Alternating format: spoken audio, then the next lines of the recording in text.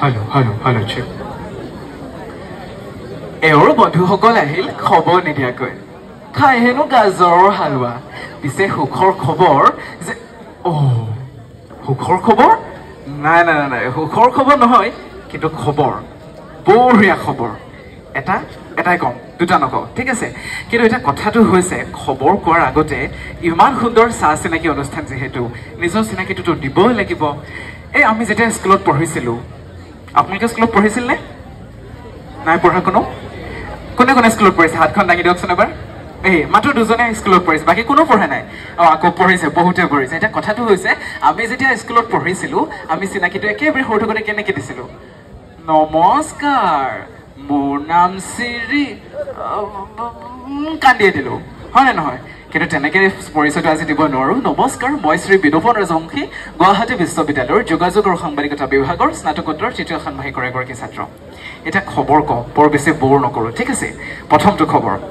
আজি যেতিয়া মই ইউনিভাৰ্চিটিলৈ আহি আছোঁ এই 7 মাইলৰ যে গেটখন আছে সেই গেটখনৰ ওচৰত এটা বিৰাট ডাঙৰ এখন হোৰ্ডিং দেখা পাইছোঁ হোৰ্ডিঙত বৰ অদ্ভুত ধৰণৰ বিজ্ঞাপন এটা এগৰাকী 8 বছৰীয়া মান ছোৱালী তেওঁ বিজ্ঞাপনটোত লিখিছে যে মোক এগৰাকী কথা পতা মানুহ লাগে হোৰ্ডিঙত 8 বছৰীয়া ছোৱালীৰ বিজ্ঞাপন যে কথা পতা মানুহ লাগে মই ঠিক ধৰিব পৰা নাই তাৰ পিছত ওচৰতে অকণমান কিবা কিবি লিখা আছিলে মই পঢ়ি তাত লিখিছে এনেকৈ যে মোৰ মা আৰু মোৰ দেউতা তেওঁৰোতো মোৰ কাৰণে সময় নাই মাকতো মই সপ্তাহৰ মূৰত এদিন এবাৰকৈ হ'লে লগ পাওঁ দেউতাৰ কথা থৈ দিওঁ কেতিয়াবা মোৰ যে ইমান মন যায় স্কুলৰ পৰা দৌৰি আহিম আৰু আহি কিনে মাক কম মা শুনিছেনে মোৰ টিফিনটো নহয় আজি বাবুলৈ কাঢ়ি খালে জানা আৰু কেতিয়াবা দেউতাক ক'বলৈ মন যায় দেউতা এইবাৰ যদি মই মেথছত 100 পাওঁ আপোনালোকে কিন্তু নহয় আপুনি কিন্তু বা তুমি কিন্তু মোক এখন এটা বহুত ডাঙৰ ধুনীয়া পুতলা কিনি দিব লাগিব দেই কিন্তু ক'ত মোৰ মা মোৰ দেউতা দুয়োকোতো মই লগেই নাপাওঁ কেতিয়াবাহে লগ পাওঁ কিন্তু মোৰ কোঠাত মোৰ ৰুমটো যে ইমান ধুনীয়াকৈ সজাই থোৱা আছে তাত ডাঙৰ পুতলা ডাঙৰ টেডি বিয়াৰ পাণ্ডা বহুত কিবা কিবি কিন্তু মোৰ কথা পাতিবৰ কাৰণে কোনো এজনো নাই মই কি পুতলাৰ লগত কথা পাতিম হোৰ্ডিংখনলৈ চাই থাকিলোঁ মই ভাবি থাকিলোঁ যে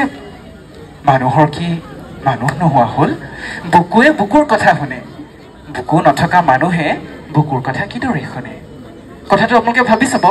2 নম্বৰটো খবৰ এইটো খবৰ কৈয়ে মই গুচি যাম ঠিক আছে এতিয়া কথাটো হ'ল আপোনালোকৰ মূৰৰ ওপৰত এখন খোলা আকাশ আপোনালোকে তৰা দেখিছেনে দেখা নাই এটাও দেখা নাই এতিয়া মোৰ মনত পৰিছে মই যে মাত্ৰ আপোনালোকক সৰুকালি কথা সুধিছিলোঁ কোনোবাই হয়তো এটা দেখিছে দেখুৱাই দিছে মই দেখা নাই দেখিছোঁ সেইজনী কিন্তু কোনোবা সেইজনী বুজিছেনে নাই এতিয়া কথাটো হৈছে সৰুকালিতে কি হৈছিলে মই যেতিয়া স্কুলত পঢ়িছিলোঁ তেতিয়া গৰমৰ দিনৰ কথা এনেকুৱা দিন আপোনালোকে দেখি আছে বহুতে ৰুমালেৰে বিচি আছে গৰমৰ দিনত মানে অকণমান সময় পঢ়ি মোৰ মন যায় থাকে মই জঁপিয়াই গৈ চোতালত পাৰি থোৱা ঢাৰিখনত বহিম আৰু বহি ককাৰ লগত সাধু শুনিম ককাই তেতিয়া আকৌ হুকা খায় বুজিছে সোপা কিদৰে খায় ককাই হুকা খাই থাকে মই দৌৰি গৈ চোতালত পাৰি থোৱা ঢাৰিখনত শুই যাওঁ আৰু মোৰ মূৰৰ ওপৰত এখন আকাশ এখন তৰা ভৰা আকাশ আৰু আকাশত এটা বস্তু আছে যিটো বস্তু আপোনালোকৰ কিমানজনে দেখিছে মই নাজানিম আকাশত হাতীপতি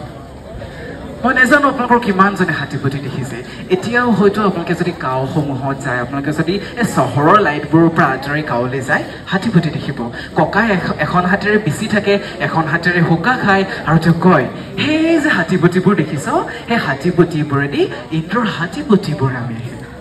বিস্ময়ত অভিভূত হৈ মই আকাশখনলৈ চাই থাকোঁ মোৰ মন যায় মোৰ গাঁওখনলৈ ঘূৰি যাবলৈ মন যায় মোৰ সৰুকাললৈ ঘূৰিবলৈ মন যায় মোৰ মন যায় এই গোপাল পূজা হ'লেই যে ফেহু দিয়ে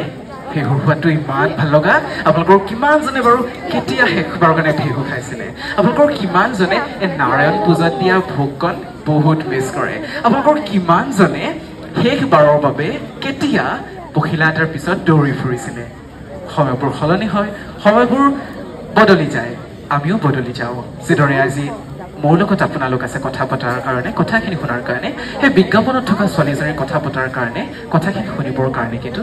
কোনোৱেই নাই আমি কথা পাতিম কথা শুনিম অনুষ্ঠানটো আগবাঢ়ি যাওক ইমান সুন্দৰ আয়োজনৰ বাবে গুৱাহাটী বিশ্ববিদ্যালয় আৰু বিশ্ববিদ্যালয় মহাবিদ্যালয় চুকুটলৈ ধন্যবাদ কৃতজ্ঞতা জ্ঞাপন কৰিছোঁ এইখন সুযোগৰ বাবে এইখন মঞ্চৰ বহুত বেছি অশেষ কৃতজ্ঞতা জ্ঞাপন কৰিছোঁ গুৱাহাটী বিশ্ববিদ্যালয় জিলিকি থাকক আমি আটাই ভালে থাকোঁ মঞ্চৰ পৰা বিদায় লৈছোঁ আন্তৰিক ধন্যবাদ নমস্কাৰ